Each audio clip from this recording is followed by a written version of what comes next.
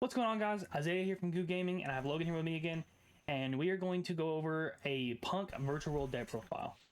Alright, jumping on into the profile, playing the virtual world engine. It's the same virtual world engine we were playing before. There's not really much to change about it. You still only play 2 Nian Yan, 3 Lily, 3 Lulu, 2 Lao Lao, 3 Gigi, and the 3 of spells, and then the 2 Chushe and the 1 Zanmu, or whatever you want to say. I don't think you're going to change this. I think this is just going to be standard going forward. So instead of playing the Brave package, we decided to play the Punk package. Obviously, you're already playing 3 E-Telly because it, best extender in your deck. So we're adding the 3 Z-Amin and the 2 Foxy Tunes. Z-Amin is just your...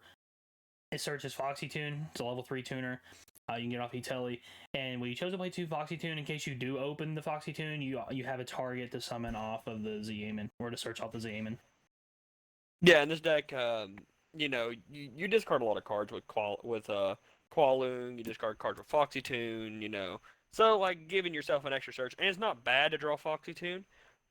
It is just an E-Telly that gives you another card back, if at worst. And also, another thing about this package is it doesn't cost $300, unlike the Brave package. Yeah. So you guys were asking for a more budget version of Virtual World. If you didn't want to play the Brave engine, you wanted to play a strong but not as expensive version, I would probably go with this.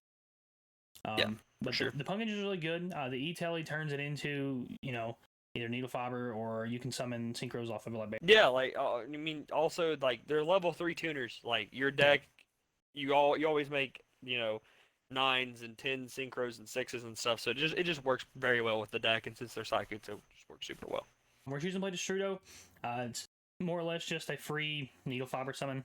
Yeah, and like also in some weird scenarios, it helps you make Baron and stuff, which does come up. It's just a good card. Like, that's literally all it is. It's just a really good card. Yeah. We're playing the Despot because we are playing the Needle Fiber combo. We're still playing Scythe. This deck, there's no reason not to play Scythe. Just send it off your Beatrice and then summon it with Baron. I don't see why you wouldn't play it. It's just an auto win against a lot of decks.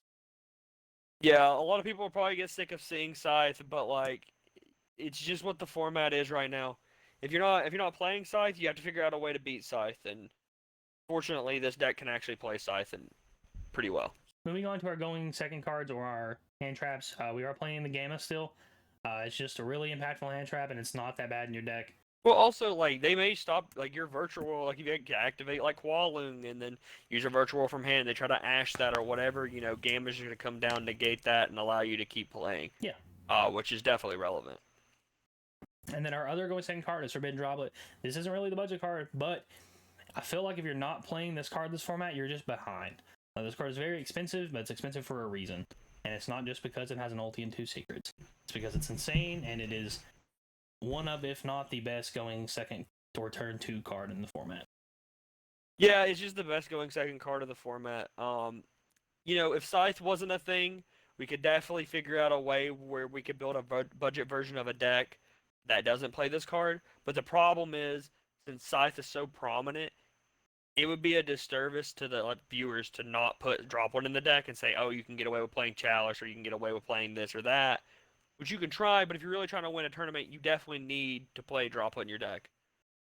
In every single deck, pretty much. Yeah, if you can't get Droplets and you have to result to Chalice, by all means do it. But if you're trying to win a big event and play really competitively, you really, really need to invest in these cards if you can. Moving on to the side deck, it's basically the same thing. You're still playing 3 Lancia, the 2 Droll, the 3 Nib, the 3 Token Collector. These are just probably the best side deck cards right now. Lancia is just really good against P.U.N.K. Droll's really good against the mirror. You're going to want something for the mirror, and it's not bad against Brave decks. Nib to keep the other decks that are playing Needle in check, and Token Collector is just insane against, I would say, top 5 decks of the meta. I think another thing to go on about the side deck, though, I think if you're watching this deck, like, if you're watching this video and you, like, for example, in your area, it's all PK and there's no Sword Soul, right? You can maybe cut down on the Token Collectors. Or, like, let's say you're playing against a lot of Eldritch, so maybe you need a little bit more back removal in your deck. Like, this isn't, like, the end-all, be-all of, like, your side decks that you should be playing these cards. It depends on your area. It depends on what metagame you're expecting to play in the tournament. And for the back row decks, Eldritch decks, and such forth, we are playing the 3 Lightning Storm and the Red Reboot still. Again, this deck can just kill you really easily. So if you're playing against a trap deck and you Red Reboot them, you just kill them. Like, it's just how it is.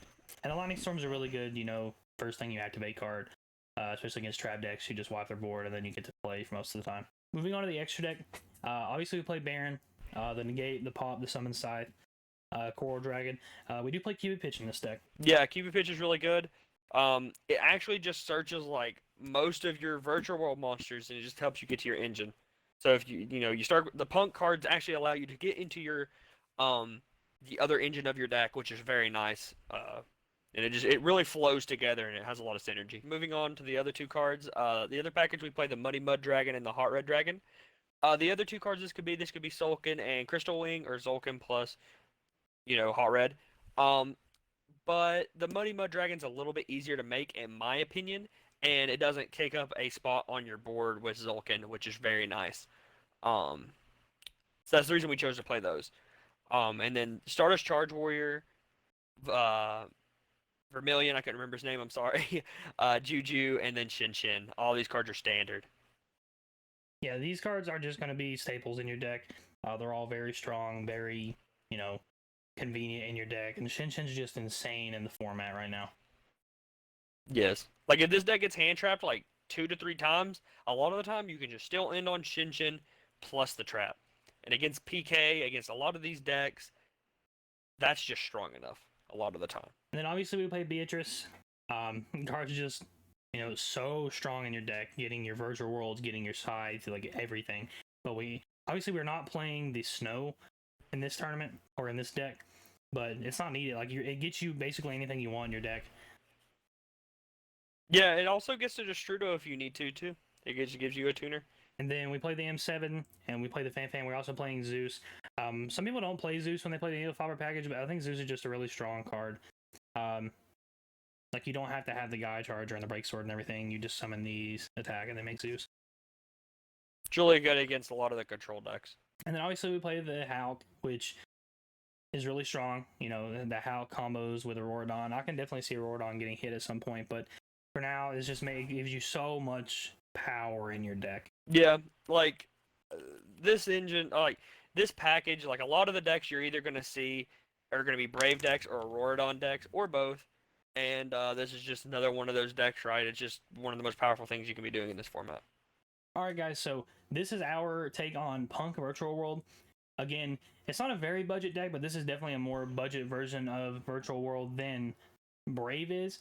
And it's still very strong. I mean, it's probably got a higher ceiling than the Brave engine deck. But we think it's very good, we think it's very strong, and it's definitely something to keep an eye out and even try for yourself. But thank you guys for sticking around. Hope you guys liked the video. Make sure you comment, subscribe, and hit that notification bell. Hope you guys have a wonderful day. Peace. Hey guys, thanks for watching our video. If you like what you saw, make sure you check out our most recent video here and our most recent vlog here. We appreciate your feedback. Make sure you like, comment, subscribe, and share. We hope you guys have a wonderful day.